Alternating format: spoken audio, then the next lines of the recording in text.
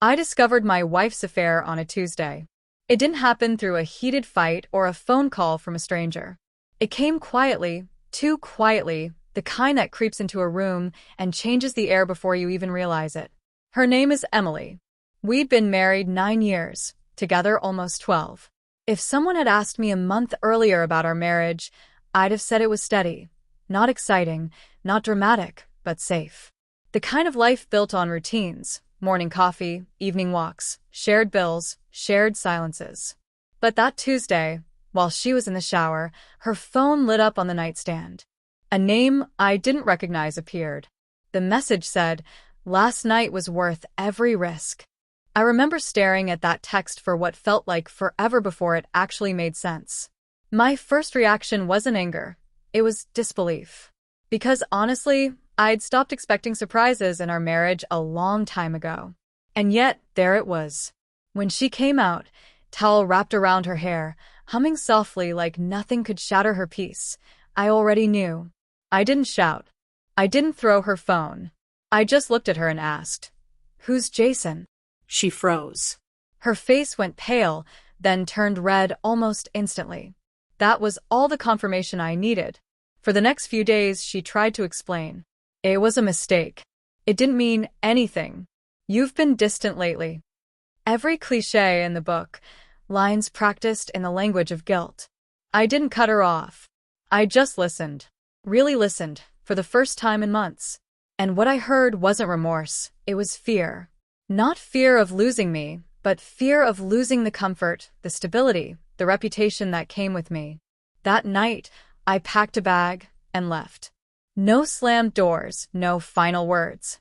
I went to a friend's empty apartment downtown and stared at the ceiling for hours, feeling a strange mix of heartbreak and clarity.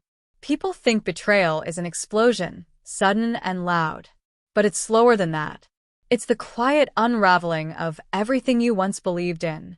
The wedding vows, the anniversaries, the private jokes, they all start to taste bitter one by one. 3 days later, she showed up at the apartment. Eyes red, face streaked with tears. "I'll do anything," she said from the doorway. "Just tell me how to fix this." I looked at her for a long time, wondering if she really understood what she'd broken. Then I said the words that had been circling in my mind since that night. "There's only one condition, Emily. Only one way you could ever win me back." She leaned forward, desperate. "Anything. Just tell me." I waited, letting the silence settle between us. Then I said slowly, "You tell the truth to everyone." Her face twisted in confusion, then fear. "I mean everyone," I continued. "Your parents, your friends, my family. You tell them what you did, no excuses, no half-truths. You own it. If you can do that, maybe we'll talk." She looked at me like I'd asked her to burn her world down. "That's insane," she whispered. "That's private. It's between us." I shook my head. "No, Emily. It stopped being private the moment you brought someone else into our marriage. You want forgiveness? Earn it in daylight." She left without another word, and I didn't stop her. That night, for the first time in days, I slept, not peacefully, but honestly. The next morning, I didn't expect to hear from her. I thought she'd hide behind excuses or seek sympathy from people who'd tell her I was cruel. That's what people do when the truth gets too close. They run toward softer lies. But that evening she called. Her voice was small. "Can I come over?" I hesitated. "Only if you're ready to talk about the truth." There was a pause. Then she whispered, "I think I am."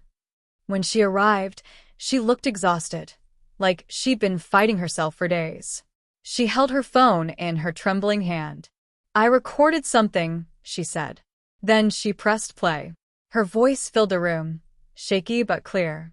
"My name is Emily Carter. I cheated on my husband, Lucas. I broke his trust. I lied. I hurt him. I don't deserve forgiveness, but I want to be honest about what I did." I stood frozen. She'd actually done it. She went on, explaining how she'd met Jason, how it started as harmless flirting at work, how she convinced herself it didn't matter until it did. She said my name again, her voice breaking. "I want to make this right, even if he never comes back to me." When the recording ended, She was crying silently.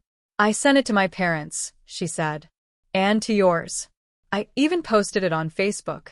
You can hate me all you want, but I'm done hiding." I didn't know what to say. For days, I'd imagined this, her stripped of excuses, standing in truth.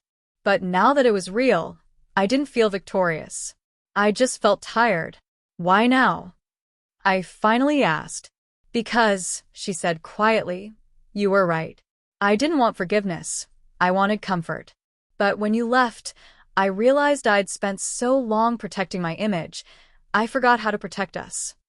She sat down, hands trembling. "If you still can't forgive me, I understand. But I needed you to see that I finally understand what I did." I stared out the window at the city lights, thinking, forgiveness isn't a switch. It's a slow rebuilding of trust, brick by brick, in a house that may never feel the same.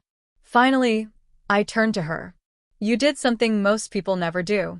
You told the truth. It doesn't erase the pain, but it shows courage. And that's something." Her eyes filled with tears again, but she didn't reach for me. She just nodded. "So, what now?"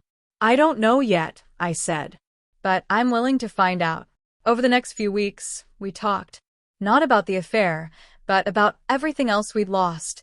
Childhood dreams, regrets, quiet moments that had slipped away. It wasn't romantic.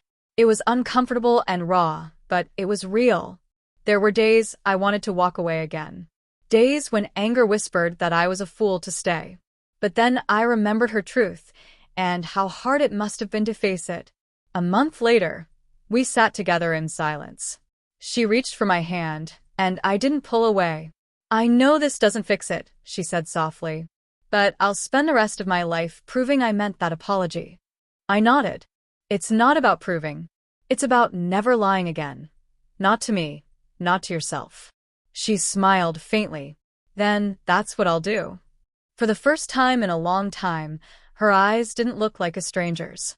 They looked like someone who finally understood that love isn't about promises, it's about accountability. And maybe, just maybe, that was enough for a second chance.